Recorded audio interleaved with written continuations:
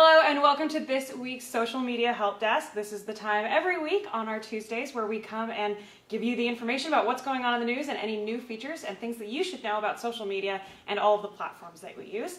This week I am joined by Taylor, who is one of our content editors, and one of our new content editors. This is Olivia, so we're happy to have you here. I'm happy to be here. Good, and this is her first time on it. We kind of just threw her into it. We thought it would be fun, so I'm sure you'll do a wonderful job with us. So we're going to go ahead and jump right into it and get started. Why don't you go ahead and tell us, Taylor, about what's going on with Instagram's branded content? Okay. Well, Instagram is really doubling down on their influencers and including influencers in their advertiser strategy. I think because for a long time, influencers has been a growing part of the platform. And then on the flip side, advertisers and gaining ad revenue and money for Instagram itself is also one of their priorities. And so I think that they're really kind of bridging this gap now. And it's good timing now with Coachella. And Yeah. This time of year, definitely you probably would see some of the things that we're going to be talking about. But Instagram is basically kind of beefing up their branded post capabilities. So before, for the last couple of years, they've been testing out this feature that allows influencers to say what company that they're working with. So there are a lot more laws in place. There are some things that you need to do is make sure that influencers disclose the fact that they are working with the brand. They usually have to use #ad. They have to have clear disclosure that they're being paid to talk about the things they're talking about. So Instagram started to roll out this function. You might have seen it on some influencers that underneath there's a little banner underneath the influencer's name that says paid partnership with Jergens or with another brand or with Target.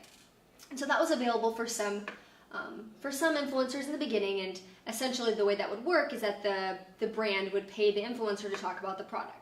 So now Instagram is kind of making this even bigger, and they're allowing the companies to now boost or run that post as an ad. So ads on Instagram have been growing in popularity the last couple of years. Brands can boost the photos on their feed, and they can run ads to their channels. So now what they're allowing is the brand sponsors pays for the influencer to talk about their product, and then they can reach all of the influencer's followers. Then on top of that, they can put an ad budget on top of it and target who else outside of the influencer's sphere of influence that they want to reach. Got it. So really what it's doing is combining the concept of having sponsored ads or just creating your own ads as a brand, and then combining that entire system with the influencers themselves. Okay. Exactly. Cool. So you're basically going to get more ROI out of it. Yeah. Because influencers do have a large sphere of influence. Yes, that's why you're paying them to promote your product. Yeah. And now on top of this, you can add all the other targets that would fit into that influencer's kind of target audience. Maybe they don't follow that specific influencer. And there's a lot of people on my feed where, let's say I was targeted for an influencer's post from a brand.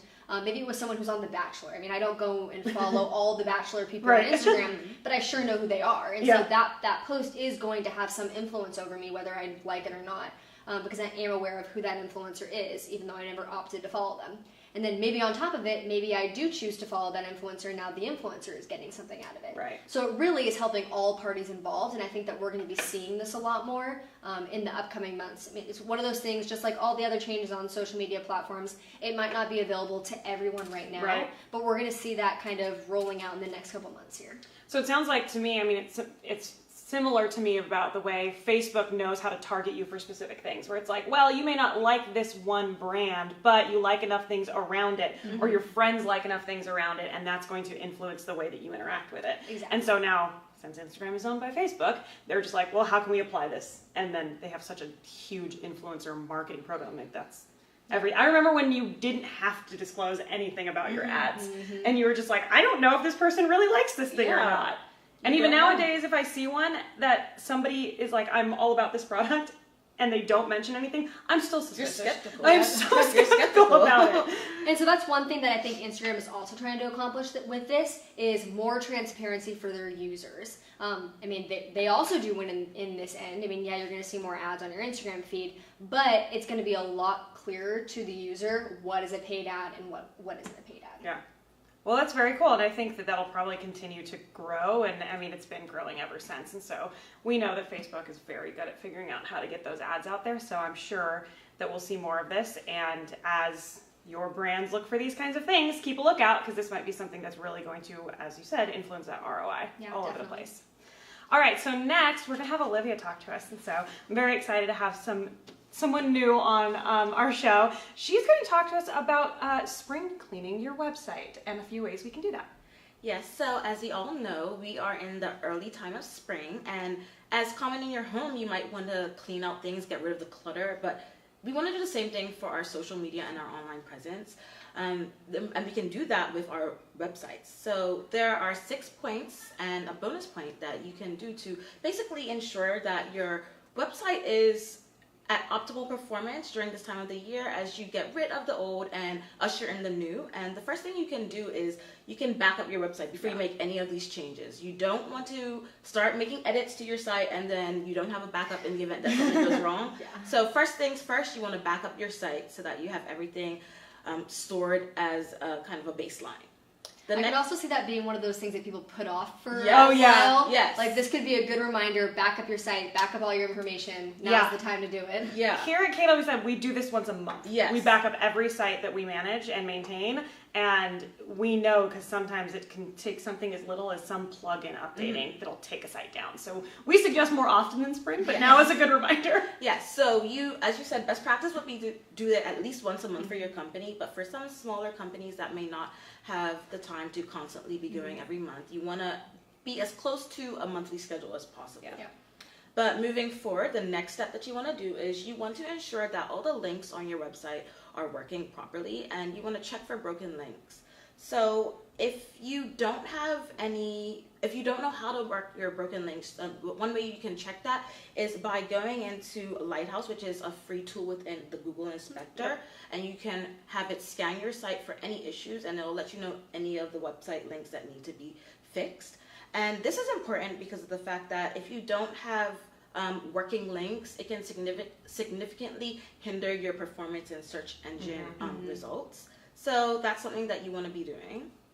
Yeah, because I guess because Google's going to read that, see that there's broken links, and think that the site's not being maintained. Yeah, and they'll devalue your site because they constantly want to be pushing and promoting the sites that are up to date, giving the most current information. And so if your website has a lot of backlinks, that's a big warning sign to Google that says, oh, this company's not staying up to date. Then who knows if their information is up to date in their eyes. Right. Cool. So what's next? So the next thing that you want to do is that you want to hide any old pages in search. So as you have different campaigns rolling out throughout different parts of the year, sometimes you may have a winter promotion, sometimes you have a spring promotion. You don't want to have your winter promotion still appearing in search engine results, and you don't want people like finding that when they're searching for campaigns that your company may be having. So one thing you want to do is you want to either delete old pages that are no longer relevant, or you want to remove them from the indexing, and you can do that by going into your settings within the WordPress content management system. So that's one way that you can do that. Yep. Go ahead. Doing that and making so that doesn't come up in search, I mean, at least you will still have that page for your own reference, because I'm sure a lot of those same things will come up the next year when we know the next season comes around, and so you still want that to be there for you, but you don't want everyone else seeing it, because then same thing, it seems like you're not always keeping up to date. Yeah, and removing from it the index just tells Google not to crawl that page. So all it does is it still lives there. You could still get a URL to go there, and this is something we do a lot with landing pages, because you don't want someone to be able to search for a service and your company and come to a landing page that is meant to be driven by an ad, because it may not make sense out of context. And we already don't index those pages, but like if you have something that's a winter promotion, maybe you don't want to get rid of the whole page because you might come back to it later. You want to save it for next winter. Exactly. You can either unpublish it or unindex it, and then it'll live there. You still have it for reference, but it's not looking like it's just some random out-of-date page. Yes. All right, what's up? Moving on, our first step would be to update your plugins. So as with your phone and the apps that you have on your phone, they constantly are getting updated to perform better, to eliminate any bugs, adding new features. The same thing happens with plugins on your WordPress site. So you want to make sure that you're constantly updating and refreshing your plugins so that they're working with optimal performance and that you're getting the benefit of the latest features of those plugins on your WordPress site. Yeah, I mean, this is something, like I said, we see this all the time where plugins will just update on their own, which is fine. We can have them do that, but that's why that backup is so important. And then also, with plugins and depending on what platform you're using for your website, there's a lot of changes that happen in code all the time, and this is a good time to check and make sure that you're up to date on, the newest version of whatever platform you're using. They will come out with new editors, new developers that, maybe your web people know about, but if you're not super into it, it's a matter of just making sure those plugins are ready to talk to that program, and then keep your site up. Yes. Next, we also want to make sure that we are refreshing the copy on our sites. So as you may, you get, if you're a website and if you're a company and on your site you have your team, you may update, the team member photos and all of that, but you also want to update the copy with things, because you want to ensure not only that everything's still relevant and fresh and current, but you want to make sure that you're using your industry's latest key terms and keywords so that it can still remain relevant in search engine results. So you want to make sure that you're keeping up to date with that as well. I could see that being pretty applicable for our site, just because social media and the digital marketing space in itself is always constantly changing, and I'm sure that's also the case for a lot of other industries where, like you said, new programs are coming out, maybe a lot of like the tech industry and those kind of sites. Like there's constantly new programs and new information that you would need to be keeping up. Yeah, and as those new capabilities come out and you become an expert in that area, you're going to want to update that on like your services and on your site. Yeah, I can even think of, like, we work with a few either insurance or lawyers where there's going to be new cases that come out that are going to affect the way that they do their job. High-profile cases. Exactly. Yeah. And so that's the good stuff that you could put in there that could change the way that you talk about things. Yeah. Cool. And our sixth point is to add pages. So similar to point number 3, where you want to be removing old unrelevant pages from your search engine results, you also want to be adding in new pages. Are you a business that now offers a new product or a new service? This is a great opportunity for you to make sure you have a page to reflect that. And you could simply do that by duplicating a similar page that you have for another service that you offer or another product that you offer, and creating a new page with new fresh copy, new imagery that represents the new addition as well. That's also going to help with your SEO, right? To constantly be adding new pages to your website. And I know we're about to talk about in just a second about blogs a little bit, but blogs count as new pages. So SEO, Google takes blogs into consideration because it does come up with a new page, it does come up with its own URL. So if you're someone who's blogging regularly, you're already doing this. But it is good to go back and make sure that everything else is relevant, and then if you have more that you can add it.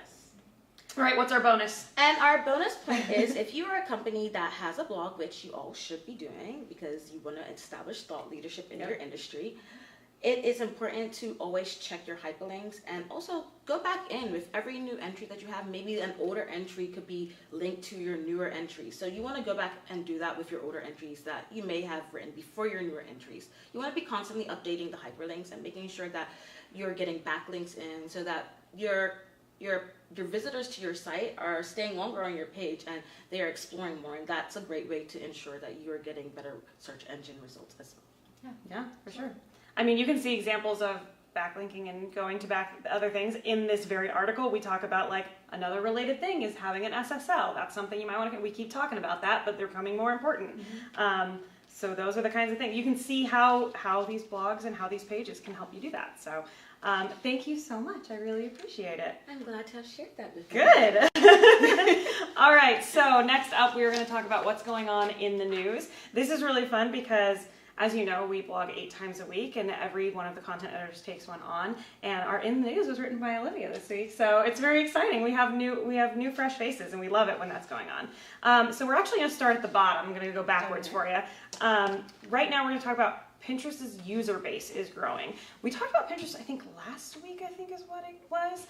Because they are developing and growing, and it's got to do with like how they're learning how to work with brands and make it easier for consumers to find these ads and be fed them. And now they're showing that, according to Statista, which follows a lot of infographics, gives a lot of information, they have grown, and it shows that they have added 51 million monthly active users in the past year, which feels like a lot.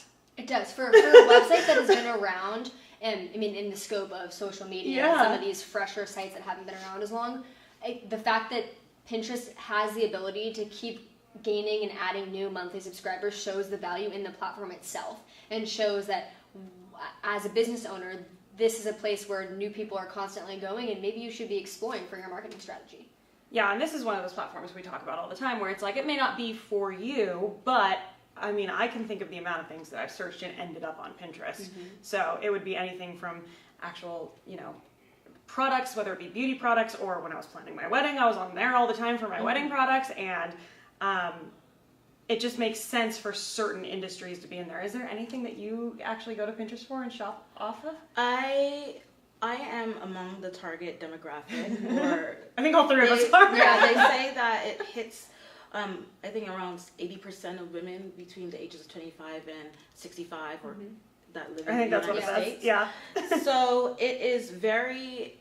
Yes, I use it for everything. It is a decision-making app for me. Yeah. It's a very important utility app for all of my purchasing decisions when I'm trying to decide what I want to buy for my house, trying to decorate the house, trying to decide what I want to cook, trying to decide what grocery items I'm going to get to cook, trying to decide what things like just anything that's nifty that's going to improve my life that I can purchase. I'm using Pinterest for inspo for that. So it is a very unique app in that it's very utilitarian, but it's also very inspiring and media rich. There's a lot of inspiration on Pinterest because and that's something that businesses should probably think about, and I guess you guys can weigh in on this, is even though you maybe are not selling a specific product, you can tap into those products somehow. Like when you talk about recipes, for example, maybe you're not someone who's making the recipes, but maybe you sell really nice pots and pans or whatever that may be. Yeah, definitely. I mean, it can play a part in selling your brand and the lifestyle that you're trying to establish for the company itself. And I think we talk about a lot about how your key demo is really important when deciding who or which of these social media platforms you're going to use. And while it's pretty relevant for all the social channels, I think that Pinterest stands out among the crowd because they're the ones that have pretty much the most obvious, glaring, this is our target demographic, where, there is some overlap in some of the other channels. I mean, maybe LinkedIn would be the other one where it's very obvious that they're targeting business-minded people. I mean, Pinterest, they're going after women from their 20s to 60s. Yep. And so if your target demographic fits into that category, I mean, Pinterest is where you should be. Hilarious story, though, is my husband, who is a 30 going on 32-year-old, I still get notifications almost every day that he's on Pinterest and getting things. He does it all the time. And I'm just like, you are the weirdest man I know, because no other guy knows using it. He might fall outside. He's a little outside the normal curve, but it's funny to me. But it just speaks to its usefulness as a platform. Somebody's finding it. Yes. All right, so up next we're going to talk about Snapchat. They finally have an update to their Android app. Finally. That's the key word there. I didn't know it was in need of an update. I use an Android. I have a Google Pixel, but I know I'm already outside of normal people, but I don't use Snapchat, so I didn't even notice it. I actually downloaded it to look at it and was like, I can't tell. I mean, it's been very obvious for a long time from the user standpoint, or if you're viewing another, like let's say you followed a brand who was taking video from an Android and you're on an iPhone user, it's been very obvious the fact that they didn't, the quality was not the same. And then from the user standpoint, it's the same thing. People are experiencing like cloudy screens, and it doesn't make a lot of sense. And so I think that's why there's been some complaint about that. And the question is, like, is this a little bit too little too late for Snapchat? I mean, one of the most important things, I was listening to a podcast a while back, and it was the creators of Instagram, and they were talking about why it was so important to them that as soon as their platform took off, that everything ran smoothly, everything was working correctly, because you don't have a lot of time for the decision maker on the user standpoint of whether they're going to continue using your app or they're going to say, oh, well, this doesn't work for me, or the app shut down for a couple days and then they're done. Yeah. And then you lose your entire database of people. And so I wonder how many people overall this time have left. I mean, Android users who haven't been able to use the app to its full capability, and how much revenue they've lost in that end. Yeah, I'm curious to see if this will help, if people will come back to it.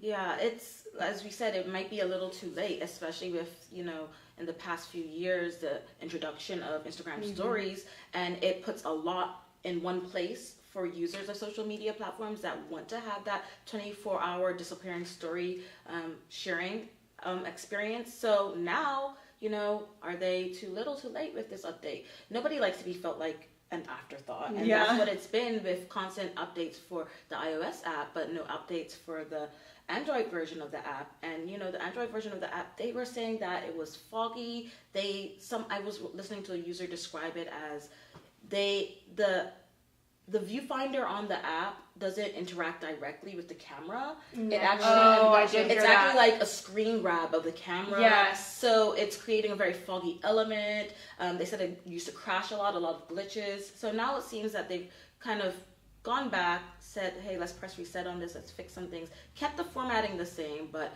removed the elements of the foggy camera quality and also stopped it from crashing constantly. So yeah, because it sounds like that camera issue would have been and then it was like the camera was doing it and then Snapchat was just using like a screen capture as opposed to... It was pretty obvious. I mean, like you said, with the introduction of Instagram and Instagram stories and how that has grown in popularity over time,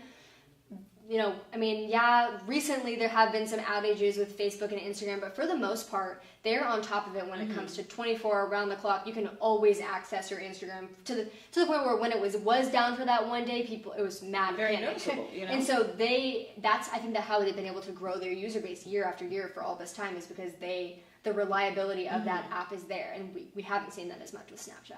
Yeah. And yet they still keep coming up in our news constantly. Yeah. Every time. There's always something that they're doing. That's right. They're still keep there. doing They're it. still hanging on. And then somebody else grabs some idea that they had, and then we're back at the start again.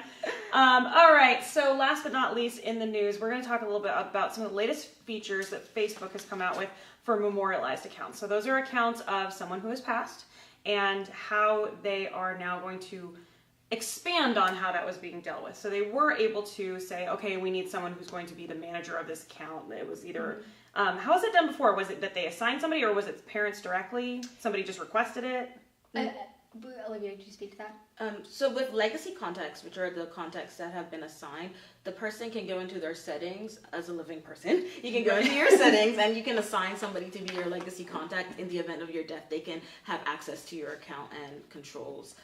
So that's how it was previously done. Regarding minors, that is a new addition because minors still to this day cannot actually assign a legacy contact, but parents are now able to have access to their children's account if it was a minor account. That's a new update. That was previously unavailable. That makes sense. But they still can't choose as a child. Okay, and what was there anything that they were doing before, or was it just the parent? Like before, was there anything for a minor's account? Because from my understanding is minors weren't allowed to choose or select a legacy right. account. And now they're still not allowed to select a legacy account. But if your parent has access. Right, a parent now can have access or request access. Yeah, before there was a lot less management. I mean, the page would exist, it'd be an in memoriam account, and you would request that Facebook transfer it over whomever's account it was, and then it would just be a page, but it was less of an active page. Now with these new updates, someone is kind of the admin of the page and they can monitor the comments. You can kind of keep the memories of that person going on the page, and it can be a place where people will put their comments and post their photos, and then whoever that legacy person is can now kind of dictate how that information goes. Very cool. I think that's good because I think there's so many times where you come across like you don't want to think about this, but it happens, and you think about the demographic of Facebook users, and like things happen to any demographic, honestly, but like this is such a sad topic to end on. I don't mean to do that to us all, but this is actually a very, very cool thing that they have actually grown on is, let's talk a little bit about the AI technology that they have. Who wants to take that one? I'll let one of you talk about it. So essentially what it allows you to do is that, so when there are certain days, let's say it was the person's birthday or certain holidays, the AI technology will know not to show the memorial information in your connections feeds during that time. So they're being very sensitive to the fact that that might be a hard time for the living relatives, and so they'll keep the memorial page kind of off of everyone's feed during that time. And obviously they're trying to be as respectful as possible with something that is kind of a strange thing to talk about, but I think that they're definitely making some improvements to the capabilities and making it easier for those people who do have to deal with it. Yeah, and it says here that this seems like an obvious one, but they'll keep them off of event invite reminders. So their Yeah, their just like names are the coming little up. things. I mean, Yeah. when everything you put on the internet's always there forever, and so they are kind of trying to be a little bit more responsible with that information, I think, and I think they are some great improvements. I mean, I had an uncle who passed, this was years ago, but he would come up for a long time around his birthday and things were going on, and it was okay, it was fine, it wasn't like, I wasn't distressed too much by it. I didn't know very well. But I was like, it was one of those things where you'd see it and you go, oh, that feels weird. I don't necessarily like that. You know, so good on you, Facebook, on making. I feel like the last few times we talk about them every week, but the last few times we've talked about them, they've been really working on buttoning up security, making sure that everybody knows that things are secure and that they're paying attention. And this is a sensitive issue, and I'm really glad they're taking further steps to do a better job of that. All right, so that is going to do it for us this week. So we have a couple of housekeeping things. If you have more questions for us, feel free. You can either comment on this video or you can email us at tips@kwsmdigital.com. You can also follow I'm gonna get there eventually. Our YouTube channel, you can watch me flub that all over again. And so we post all of these there. So you can see them again. You want to go check out the backlog, they're easy to find. And then another thing, if you are interested in having a video done and you're located in the Orange County area, we are currently doing something we call Video Studio Day. You get a half hour, you come into our office, and we have a white backdrop set up. You can either read off of a teleprompter, providing us with scripts that will help you edit if needed, or you can give us some questions and we will interview you. We'll edit it together, you get 4 videos out of it, great for landing pages, social media, your entire website, good new content and good pages if you're looking to get through that spring cleaning. So if you have any questions about that, you can go ahead and contact us through the website. But otherwise, we hope you have a great week. We will see you next week, same time, same place. Thanks, everybody.